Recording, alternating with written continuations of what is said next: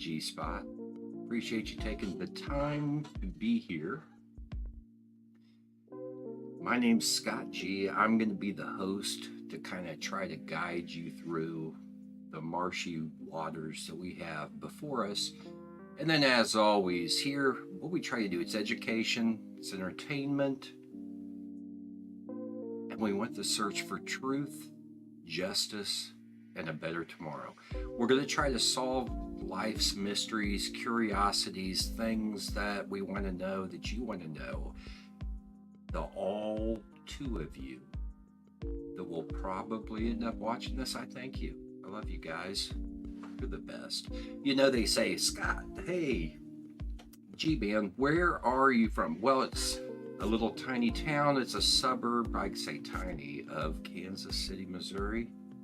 World champion Kansas City Chiefs. God damn, they're going for a three-peat, guys. Most of the people probably listening to this know me, so I appreciate it. Again, if you're outside, then let's have just a tiny bit of some conversation before we dive into the bigger discussion at hand. I'm not going to waste your time. We're going to keep this short, sweet. Just, do you put things in your ears? I guess, yes. They're earbuds, ear pods. Let's take the journey together, guys. All right, so the Chiefs going for three-peat. It's never been done in the history of the NFL. Trying to become the first team ever, I think they have a damn good shot at doing it, if you want to know the truth. Getting some more weapons, signing some guys. I really just think the attitude in the locker room with, you have a quarterback that's, guys, how do we even begin at this point? It's like every year he's been in the league, and that is Patrick Mahomes. He's been to the championship game every year. And he's been to 4 Super Bowls. He's 3-1.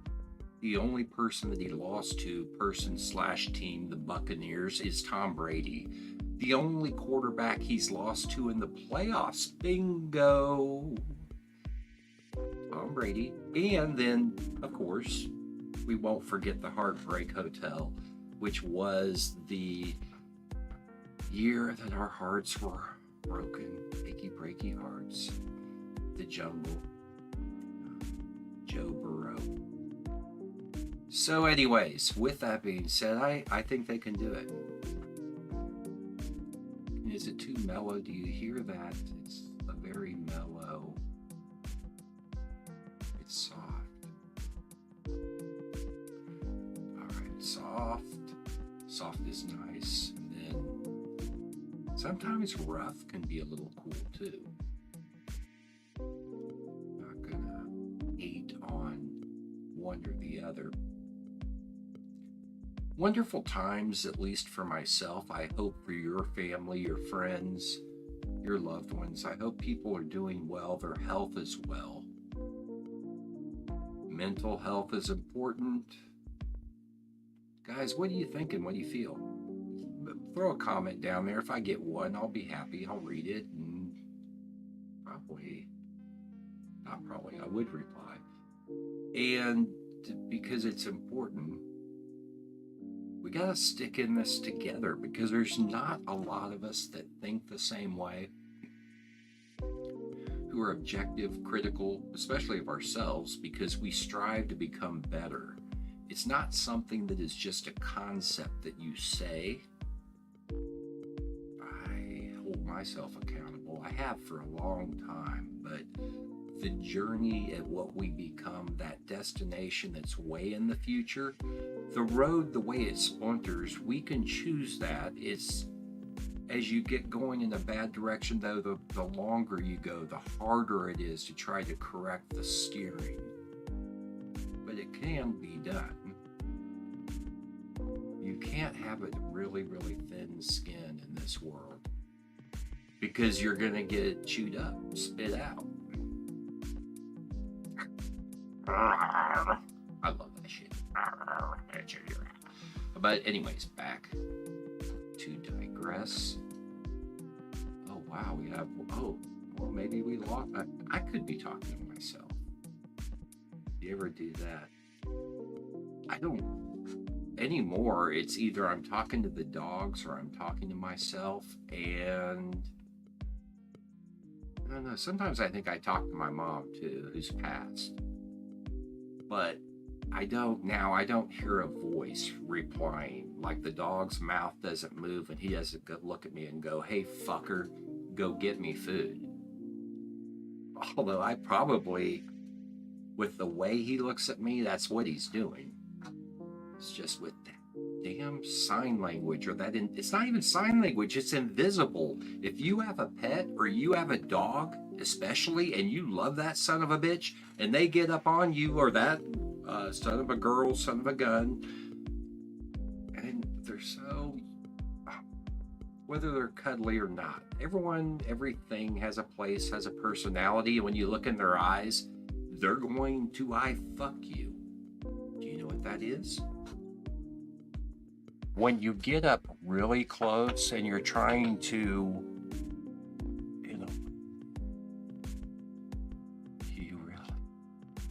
you want someone to think or feel a certain way, but I'm horrible at it. I'm just trying to show you the view of a puppy dog. Okay. So, but no, they'll I fuck you. And they're going to get what they want because we spoil our babies. Oh my goodness, they're always there, happy to see us.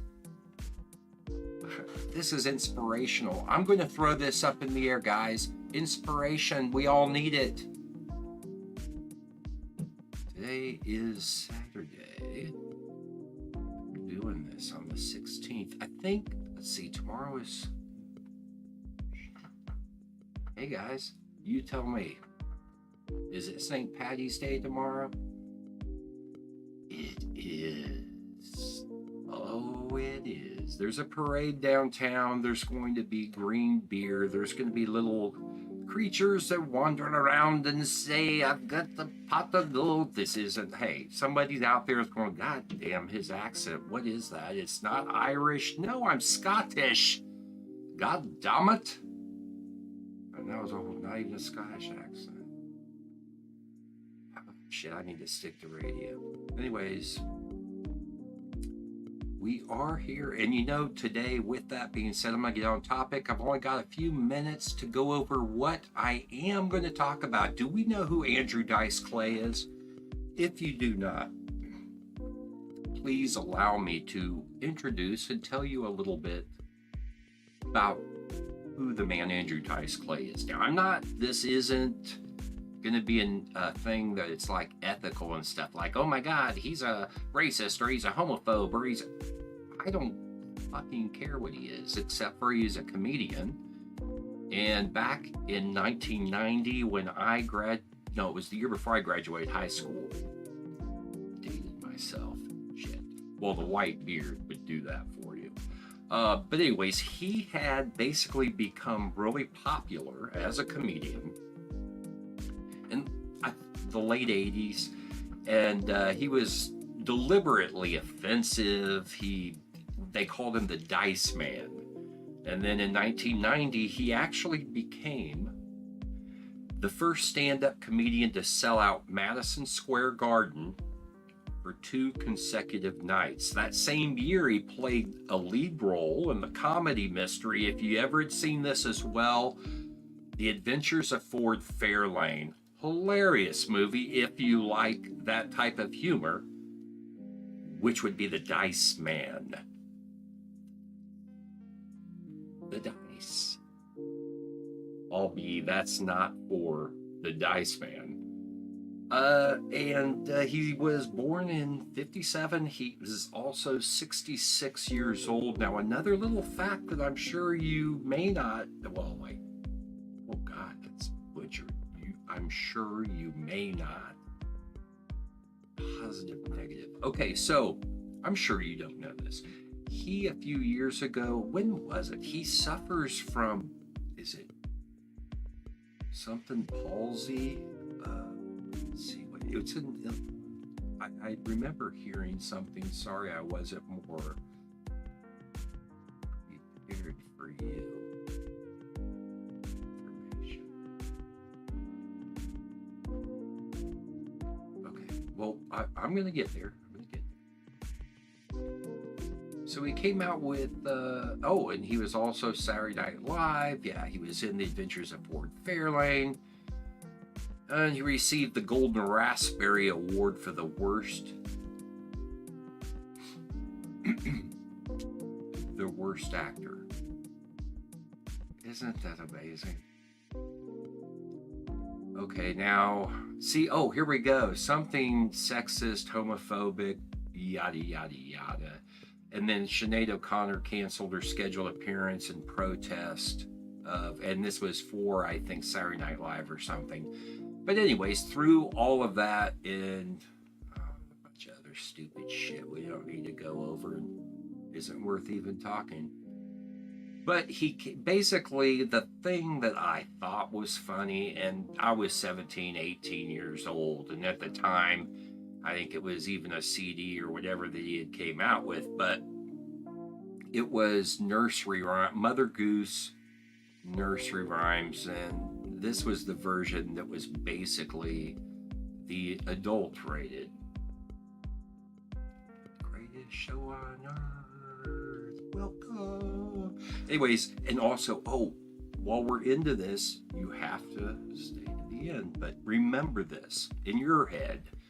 Casey gspot@gmail.com. That's the email address. You can reach me there. Give me ideas if you want to be a contestant. I'm a pro. Nothing. You want to be a guest? Email me. Anyways, let's see. Mother Goose, Andrew Dice Clay, the G Spot Studios. Little Miss Muffet sat on a tuffet, eating her curds and whey. Along came a spider and sat down beside her, said, "Hey, what's in the bowl, bitch?" Oh! Now, my accent isn't going to be the New York Italian accent. Please don't hold me for that. All I'm doing is I'm celebrating the time 30 years ago-ish when the Dice Man ruled the world. Okay? And, oh, I wanted to tell you too, the illness that he had is called Bell's palsy. Okay, it's a condition, it's declared temporary. He continues to perform live. He was actually diagnosed in August of 21 with the Bell's palsy. So anyways, that's what it was that he had suffered from. All right, so again, we're moving on to the next nursery rhyme. And also, if you're a little one, these are very bad words that sometimes grown-ups say, and they're just to kind of be humorous. You never use these words at home. My disclaimer. Okay. Oh, and like this too, please, so I could get one like from someone I don't know, maybe. Jack and Jill went up the hill, both with $1.25. Jill came down with $2.50. That fucking whore. Oh, okay. We're getting there. Little boy Blue, he needed the money. Was an old lady, lived in a shoe. She had so many kids, her uterus fell out. And he would always reach around with his cigarette when he was walking around, where he always was smoking up a frickin' storm. And he'd always he'd give a reach around. So, that was one of the things that he would do. Jack be nimble, Jack be quick, Jack burn off his fucking dick. Okay, you're laughing inside, you're laughing. Old Mother Hubbard went to the cupboard to get her old dog a bone. She been over, Rover took over, she got a bone of her own. Mary, quite contrary, trim that pussy, it's so damn hairy. Oh! Let's see what else here we got.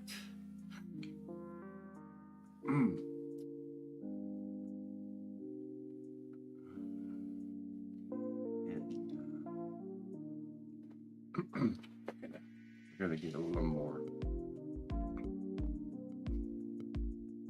Peter Pumpkin Eater had a wife and loved to beat her, smacked her twice across the head, fucked her ass and went to bed.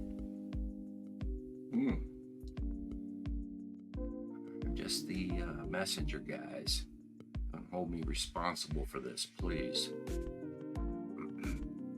Little Bo Peep fucked a sheep, blew a horse, licked its feet. She licked his ass so very well, tongued his balls, not once, but twice. Oh! Mary had a little lamb, she kept it in her backyard. When she took her panties off, his woolly dick got hard. Hey! Doing!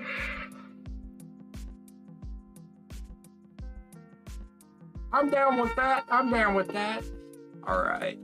Hickory Dickory Doc, some chick was sucking my cock. The clock struck 2. I dropped my goo. I dumped the bitch off on the next block. In a story.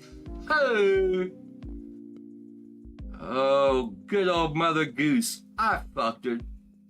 Didn't have no clue, no choice. 2 ticks, a hoe, and a hot beat. That's all it takes from me. I hate when you see a chick. Hey guys, I'll say she's got a great personality. But does she suck a good dick? My friend Joey has a great personality too, but I don't want him to blow me. Oh! Thanks so much. Don't forget to like, subscribe, share, do whatever you want to do. If not, get a good night's sleep. Have a nice cold drink, love, kiss, hug, tug. Do whatever you do to make people feel good without offending them in some way nowadays. I don't know. Camaro SS 2012. Woo-wee, doggy! At KC G-Spot. And that's at gmail.com. And stay tuned for in the future. We'll be going live again. I've got, can't wait to get this beautiful, wonderful, mysterious woman of a guest on here in the studio. She's gonna pick my brain just as much as I'm gonna pick hers, and there's no surprises here. I mean, what am I saying? Surprises. There's no clues. You won't know. Just stay tuned. Stay tuned, guys. I made you a promise that this place we're at, which is warm and cuddly and snuggly, it's what we're familiar with. It's called the G-Spot. For years, men, it's been a mystery. Men have never found it. It's been elusive. It hides. It's just, Anyways, with that being said, I love you guys.